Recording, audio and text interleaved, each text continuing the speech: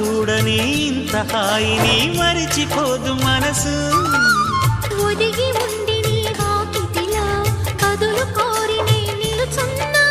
దారి తెలియని చీకటిలో వెలుగు చూసి కాదంటానా.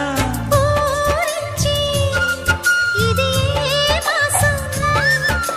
ప్రేమించే ప్రతి గుండెను అందెల సందడి చేసే హేమంతం ఇది. మన సొంతం అయినది. కిలకిల నవ్వే కోయిల కోసం వచ్చింది మధుమాసం. మిలమిల